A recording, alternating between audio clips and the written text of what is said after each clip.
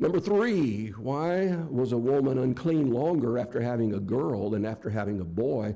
Leviticus chapter 12. And this is the passage that Erwin read for us a few moments ago. And I'm not going to reread that. But if you go back to Leviticus chapter 12 and those first 5 verses there that Erwin read, if you add up those numbers there, 40 days for a boy, 80 days for a girl. That's how long a woman remained in her uncleanness. And I understand that a lot of folks just read that and say, well, there it is, more sexism in the Bible, hating on women and all of that. And that's not what's going on in Leviticus chapter 12. Can we just get past that? In Leviticus chapter 12, and I preached a sermon here several years back on Leviticus, and I called it Loving Leviticus, It's the place, like Sam said, I think last week, it's a place where Bible reading programs go to die. Because, Genesis, easy to read that. Exodus, easy to read that. And you get bogged down in Leviticus. And it's like, man, I think I'm done with this Bible reading thing. And so, yeah, it does kind of get difficult for a modern American audience to understand. The whole point of the book of Leviticus is to emphasize the holiness of God's people. And you got to remember that in any look at the book of Leviticus. It is to emphasize the holiness of God's people. They are to be different, sanctified, separate from the nations around them. And all of those laws of ceremonial uncleanness, all of those laws were designed to impress that sanctification upon God's people. And that would be true of this passage here. To be ceremonially unclean was not the same thing as being sinful.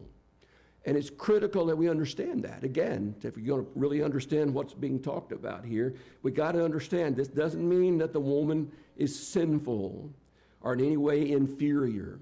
There are a few commentators that would say, well, that happened because of the woman being the first one to sin and leading the man into sin, and this is just more of that. It could be possible. Most commentators don't view this passage, though, in that light. What it does mean, if you were ceremonially unclean, is that you were forbidden to participate in the corporate worship and other various daily activities because you were to be separate. And it was to impress on the minds of the people that separate nature. And so during those first 7 days or 14 days, depending, man or woman, it would have rendered everything that she touched to be unclean. And then after that, for the rest of that period of time, she would have been unclean if somebody came in contact with her. But this uncleanness was quite often associated with people coming into contact with bodily fluids and that sort of thing. And so obviously we're looking at, in the case of a woman, we're looking at the menstruation cycle, we're looking at childbirth and all of those kind of woman things that involve bodily fluids. And so that would have been a time of uncleanness, ceremonial uncleanness. Practically speaking, why this length of time? Probably it provided a time for healing for the woman. It protected others from coming in contact with her during her period of uncleanness and all of that. And so, you can see a practical reason for there being this extensive period of uncleanness. The question comes up, though, so why longer for a baby girl than a baby boy? And so I know that's the question that's been asked. I just wanted to provide all that background information for you.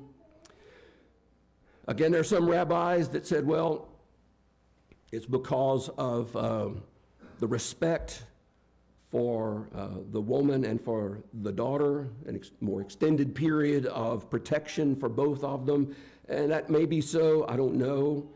If you go to the Talmud, once again, what do we say? The Talmud is the rabbinical commentary on the law of Moses. And if you go to the Talmud, the general consensus of rabbis on this passage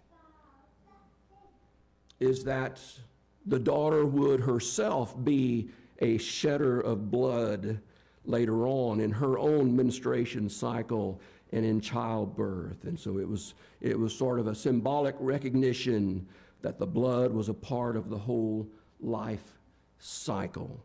And so that rather than 80 days being a period of shame, they looked at it as a period of honor. And that may be right. That may be right. I'm not a rabbinical scholar, but that's what their scholars say about this difference between the 40 days and the 80 days.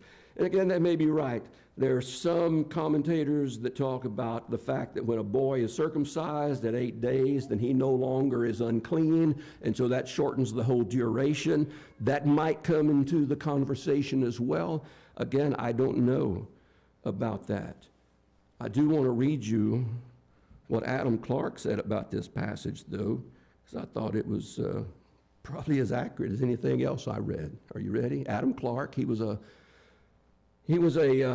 biblical scholar and commentator from the 1800s.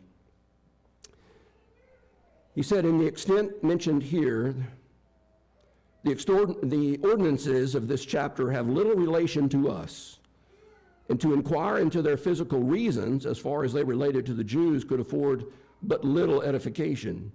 And to make such a subject sufficiently plain would require such minute examination and circumstantial detail as would scarcely be proper for several of our readers. In other words, he didn't want to talk about women's menstrual cycles, and so he just observed the Passover. And so that's one way to deal with a passage like that, I guess, is just say, we don't really need to be talking about that, and let's just move right along. But hopefully, I mean, again, I'm not a scholar on those things, but from all the research I was able to do, that's the best I can come up with. And so, yeah, almost certainly not a statement of a woman's inferiority, but quite the contrary, that it would have been a matter of honor to the woman to extend that period of protection for an additional 40 days.